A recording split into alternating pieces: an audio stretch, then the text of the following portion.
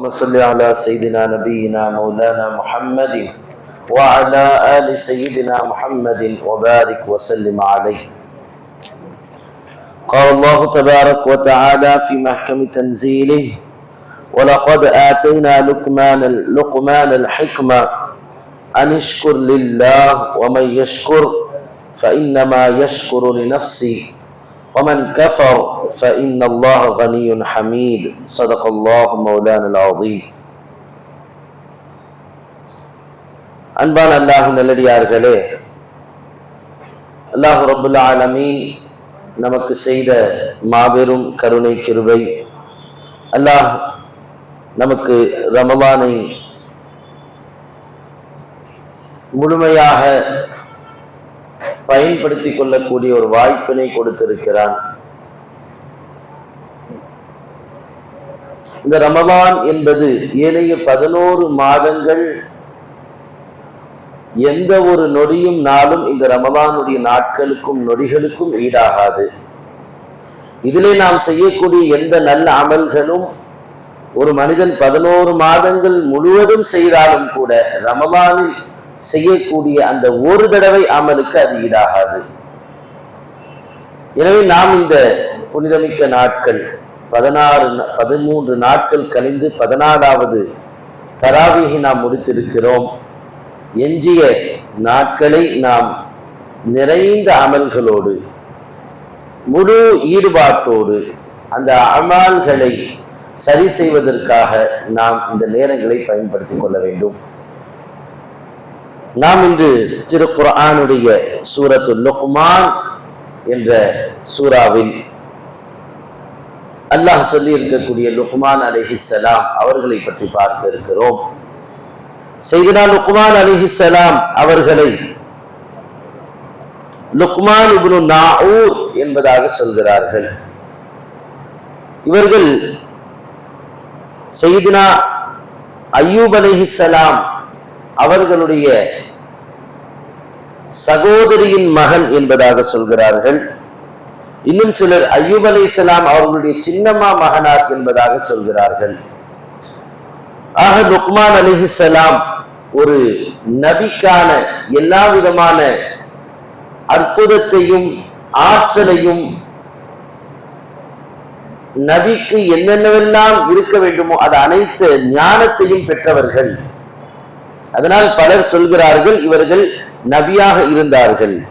இன்னும் பலர் சொல்கிறார்கள் இவர்கள் ஒரு நீதிவானாக, ஒரு மிகப்பெரிய இறைநேசன், பனி இஸ்ராயல்களுடைய காலியாக இவர்கள் இருந்திருக்கிறார்கள், ஒரு ஜட்ஜாக இவர்கள் பனி இஸ்ராயல்களுக்கு இருந்திருக்கிறார்கள், மிகுந்த ஞானம் நிறைந்த ஒரு மனிதர் என்று இவர்களை பற்றி சொல்கிறார்கள்.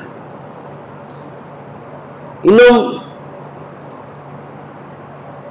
சிலர் சொல்லும் பொழுது ஹாலித் ரபீ அவர்கள் சொல்வார்கள், கான லுக்மான் அப்தன் ஹபஷியன் நஜ்ஜாரன். லுக்மான் அலைஹிஸ்ஸலாம் ஒரு ஹபஷியாக, ஒரு நீக்ரோவாக இருந்தார்கள், நீக்ரோ அடிமையாக இருந்தார்கள், ஒரு கார்பெண்டராக, மரத்தொழில் செய்யக்கூடியவர்களாக இருந்தார்கள். சயீத் இப்னு முஸையிப் ரலியல்லாஹு அன்ஹு அவர்கள் சொல்கிறார்கள், கான கையாத்தன், ஒரு துணி தைப்பவர்களாக, டெய்லராக இருக்கிறார்கள் என்று சொன்னார்கள். இன்னும் சிலர் சொல்கிறார்கள் இவர்கள் ஆடு மேய்க்கக்கூடிய இடையராக இருந்தார்கள். லுக்மான் அலைஹிஸ்ஸலாம் ஒரு கார்பெண்டராக, ஒரு டெய்லராக, ஒரு ஷெப்பர்டாக, இப்படி பல்வேறு சாதாரண நபர்கள் செய்யக்கூடிய தொழிலை செய்து கொண்டிருந்தார்கள். ஆனால் ஹிக்மத் என்னும் ஞானத்தை அல்லாஹ் அவர்களுக்கு வழங்கினார். மிகப்பெரிய ஆற்றலை அல்லாஹ் அவர்களுக்கு கொடுத்தார். இன்னைக்கு நாம ஹிக்மத் என்பதை, ஞானம் என்பதை, அறிவு, மார்க்க கல்வி ஒரு குறிப்பிட்ட சாரார்களுக்கு மட்டுமே அது சொந்தமானது நாம ஒதுக்கி வைத்து விட்டோம். ஆளுங்கள் மட்டுமே அதை 7 வருடம் 10 வருடம் படித்துக் கொண்டு வருவார்கள். நாமளா நம்ம வேலையை பார்த்தா போதும், அவர்கள் செய்யக்கூடிய பயான்ல இருந்து ஏதாவது ஒரு துணுக்கு செய்தி, சின்ன செய்தியை நாம தெரிஞ்சுக்கிட்டா அது போதுமானது என்று நினைக்கக்கூடிய சிந்தனை தவறானது. ஒரு டெய்லராக இருந்தாலும் ஒரு மார்க்கத்தை கற்றுக்கொள்வதற்கு முயற்சி செய்ய வேண்டும். ஒரு முஸ்லிமாக இருக்கிறார், அவர் கார்பெண்டராக இருந்தாலும் பரவாயில்லை, மார்க்கத்தை கற்றுக்கொள்ள முயற்சி செய்ய வேண்டும். அறிவின் பக்கம், தெளிவின் பக்கம் அவன் போக வேண்டும். சூரத் யாசீனில் சொல்லப்படக்கூடிய ஹபீபுன் நஜ்ஜார், மக்கள் எல்லாம் நபிமார்களை பொய்யர்கள் என்று சொன்னார்கள், அவர்களை ஏற்க மறுத்தார்கள், எங்களை மாதிரிதான் நீங்களும் என்று சொன்னார்கள்.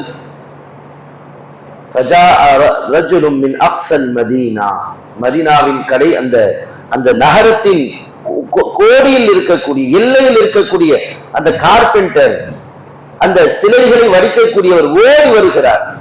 வடிப்பது என்னவோ சிலைதான், ஆனால் அவர் உள்ளத்திலே ஈமானும் அல்லாஹ் ரசூலை பற்றிய அறிவு ஞானமும் அதிகமாக இருந்ததனால்தான் இந்த ரசூல்மார்களையும் அவர் தெரிந்து வைத்திருந்தார்.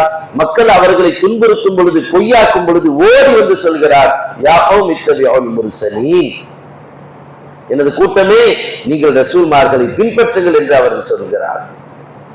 எனவே நம்முடைய எந்த விதமான நம்முடைய ஸ்டேட்டஸோ, நம்முடைய அந்தஸ்தோ, நம்முடைய தொழிலோ இதற்கும் மார்க்கத்தை கற்றுக்கொள்ளாமல் இருப்பதற்கும் எந்த சம்பந்தமும் இல்லை. 50 வயது ஆயிடுச்சு, சரியா குர்ஆன் படிக்க தெரியவில்லை, கற்றுக்கொள்ள வேண்டும், அதற்கான முயற்சிகள் ஈடுபட வேண்டும், அதற்காக நாம் உலமாக்களை நாட வேண்டும், எப்படியாவது நாம் அதை கற்றுக்கொள்ள முயற்சி செய்ய வேண்டும். 50 வயது ஆகிவிட்டது, தொழுகையினுடைய ஃபர்து தெரியல, தொழுகையின் சுன்னத்துகள் தெரியல, சஜிதா சஹு என்றால் என்னன்னு தெரியல, சஜிதா திலாவத் என்னன்னு தெரியல. இவையெல்லாம் ஒரு முஃமின் ஈமான்தாரியாக ஆகிவிட்டால் மட்டுமே போதும். அந்த குவாலிபிகேஷனை வைத்துக் கொண்டு தன்னுடைய இறுதி மூச்சு வரை மார்க்கத்தை அவர் தேட வேண்டும், ஞானத்தை பெற்றுக்கொண்டே இருக்க வேண்டும். இல்லை இதெல்லாம் உலமாக்கள் மட்டுமே செய்ய வேண்டியது, அவங்க மட்டும் தெரிஞ்சுக்கிட்டா போதும், நாம வெள்ளிக்கிழமை ஜும்மா பயான்ல கேட்டா போதும், சுபு பயான்ல கேட்டா போதும் என்று ஒரு மனிதன், ஒரு மூமின் இருக்கக்கூடாது.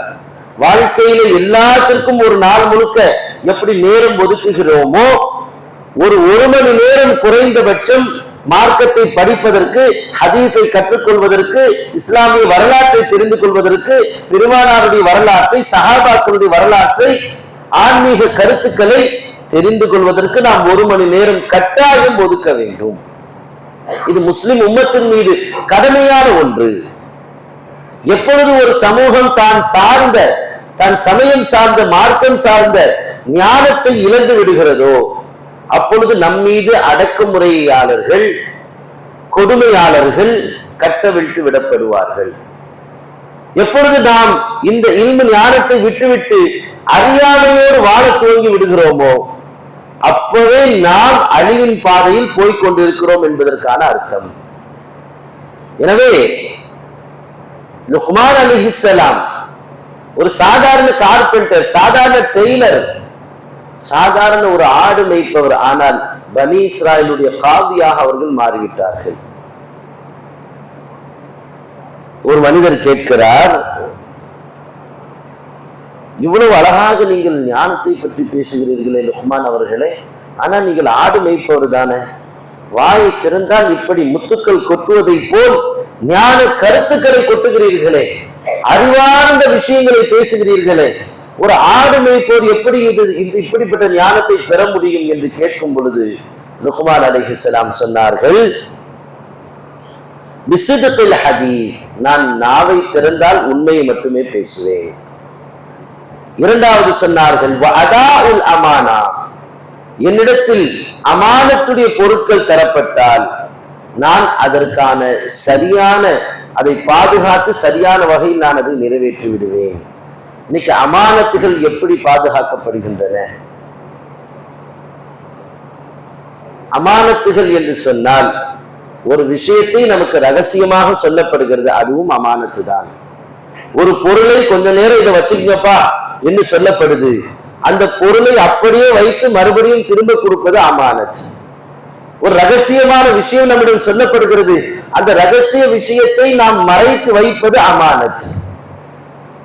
இப்படி என்னவெல்லாம் நம்மிடத்தில் நம்பிக்கையோடு தரப்படுகிறதோ, அது காசாக இருக்கலாம், பணமாக இருக்கலாம், ஒரு செய்தியாக இருக்கலாம், ஒரு பொறுப்பாக இருக்கலாம், இது அனைத்துமே அமானிதம் தான்.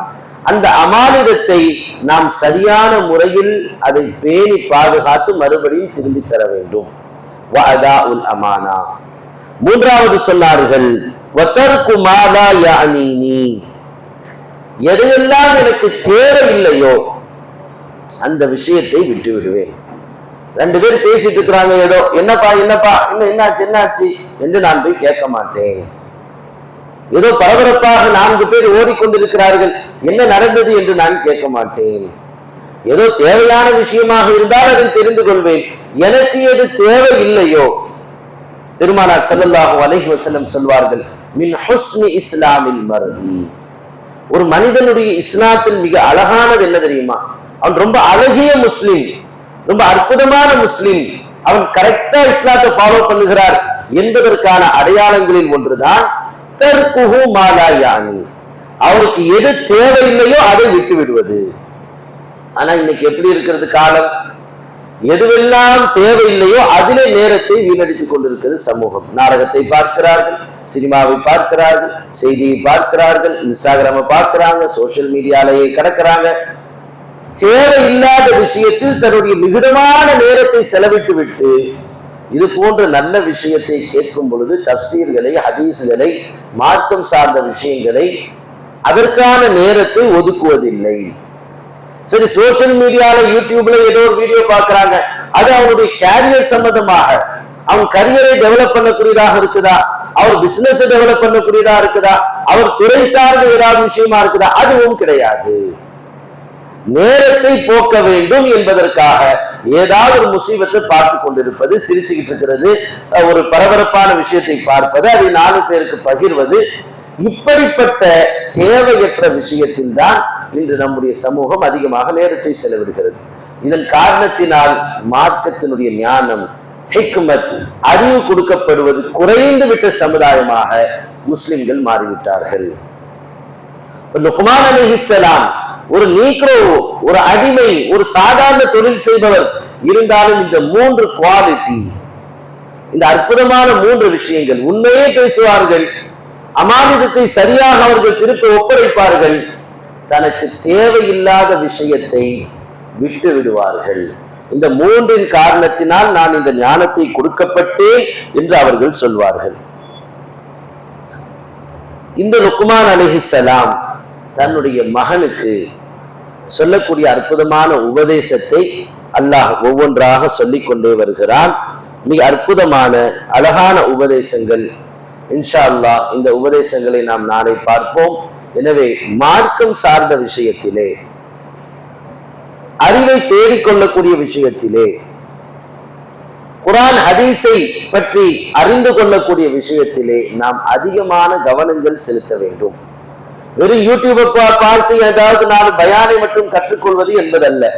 குர்ஆனை எடுத்து அது எந்த அமைப்பில் இருக்கிறது, 114 சூறாக்கள் அதில் இருக்கு. ஒவ்வொரு சூறாவும் எதை வைத்து மையமாக வைத்து அதற்கு பெயர் வைக்கப்பட்டிருக்கிறது. சூரத்து லுக்மான் என்று அல்லாஹ் இதற்கு பெயர் வைத்திருக்கிறான். சூரத்துல் அம்பியா என்று ஒரு சூறா இருக்கிறது. சூரத்து நம்ல், எறும்பு என்று ஒரு சூறா இருக்கிறது. அன்பியான சூறாக்கு பேர் வைக்கிறது கரெக்ட், நபிமார்கள், உயர்வானவர்கள், அவர்களுடைய பேர்ல குர்ஆன்ல ஒரு சூறா இருக்கா, ஓகே. எறும்பு என்று என் பேர்ல இருக்கணும் குர்ஆன்ல? தேனி என்ற பெயரில் எதற்கு குர்ஆனில் இருக்க வேண்டும்? அதெல்லாம் அவ்வளவு பெரிய வஸ்துக்கள். அதெல்லாம் எதற்கு அல்லாஹ் சொல்கிறான்? இந்த ஆழ்ந்த ஞானத்தை நாம் புரிந்து கொள்ள வேண்டும். ஹதீஸ்கள் என்று எடுத்துக்கொண்டால் ஏதாவது ஒரு ஹதீஸ் புத்தகத்தை முழுமையாக நாம் எடுக்க வேண்டும். ஒரு புகாரியோ, ஒரு முஸ்லிமையோ, ஒரு அபூதாவதோ, இன்று எல்லாம் 6 ஹதீஸ் கிரந்தங்களும் தமிழாக்கம் செய்யப்பட்டு இந்த விற்பனையில் இருக்கிறது. ஏதாவது ஒரு ஹதீஸ் என்ன அடிப்படையில் ஹதீஸ்கள் தொகுக்கப்பட்டு இருக்கிறது, அதனுடைய கண்டென்ட் என்ன, அதனுடைய பொருளடக்கம் என்னென்ன மாதிரி தலைப்புகளில் நமக்கு மார்க்கத்தை பெருமானார் ஸல்லல்லாஹு அலைஹி வஸல்லம் சொல்லி இருக்கிறார்கள். இதையெல்லாம் நாம் கொஞ்சம் கொஞ்சமாக நம் வாழ்க்கையில் தெரிந்து கொள்ள வேண்டும். குறைந்தபட்சம் ஒரு நாளைக்கு நாம் 1 மணி நேரம் இந்த அறிவு தேடலுக்காக நாம் பயன்படுத்தினால் நம்முடைய வாழ்க்கையில பெரிய மாற்றங்கள் ஏற்படும். நிச்சயமாக சொல்கிறேன், எந்த ஒரு மனிதன் தன்னுடைய அறிவு ஞானத்தை வளர்த்துக் கொள்வதற்கு தன்னுடைய காலமெல்லாம் நேரங்களை செலவழிக்கிறானோ அவனுடைய வாழ்க்கையில் பிரச்சனைகள் தீர்ந்து கொண்டே இருக்கும். புத்தகத்தை படிப்பதிலும் வாழ்க்கை வடிவமைப்பதிலும் ஒரு அற்புதமான ஒரு கனெக்டிவிட்டி இருக்கு, ஒரு இணைப்பதிலே இருக்குது. புத்தக உலகம் என்பது மிக பிரம்மாண்டமான உலகம். அதை படிக்கும் பொழுதும் அதை தெரிந்து கொள்ளும் பொழுதும் ஒரு மனிதன் உண்மையான மகிழ்ச்சினா என்ன, சந்தோஷம்னா என்ன என்பதை அதிலிருந்து உணர ஆரம்பிக்கிறான். எனவே நம்முடைய ஞானத்தை பெருக்கிக் கொள்வதற்கு, நம்முடைய அறிவு தேடலை அதிகரித்துக் கொள்வதற்கு புனிதமிக்க இந்த ரமலானை நாம் காரணமாக ஆக்குவோம். நல்ல நேரங்களில் நல்ல விஷயத்தை படிப்பதற்கும் தெரிந்து கொள்வதற்கும் நாம் நேரம் செலவிடுவோம். பெருமானாருடைய வரலாறுகள் நம்முடைய பள்ளியிலும் கிதாபுகள் இருக்கு. மக்கா பெருமானாருடைய அந்த சரித்திரங்கள் 3 பாகத்தை ஒருத்தர் இப்ப நம்முடைய மொஹல்லாவில் ஒருவர் எழுதி நம்முடைய பள்ளியில் வைத்திருக்கிறார். ஆனால் 1 வருஷம் 2 வருஷம் ஆனாலும் அது அப்படியே இருக்கும், எடுத்து தூசி தட்டி திரும்ப வைக்கக்கூடிய நிலைமையில்தான் நம்முடைய சமூகம் புத்தகத்தோடு தொடர்பில் இருக்கின்றது. எனவே நாம் நல்ல விஷயத்தை படிப்போம், குர்ஆனை எடுப்போம், அதனை சிந்திப்போம், அதில் என்னென்ன விஷயங்கள் எல்லாம் எப்படியெல்லாம் வடிவமைத்திருக்கிறான் என்பதை நாம் புரிந்து கொள்வோம். அறிவுள்ள சமூகமாக, ஞானமுள்ள ஒரு சமுதாயமாக நாம் மாறுவோம். எல்லாம் வல்ல ரப்புல் ஆலமீன் அத்தகைய நற்பாக்கியத்தை நமக்கு தந்தல் புரிவானாக. ஆமீன். வ ஆஃபிரு தஅவானா அல்ஹம்துலில்லாஹி ரப்பில் ஆலமீன். அஸ்ஸலாமு அலைக்கும் வ ரஹ்மத்துல்லாஹி வ பரகாத்துஹு.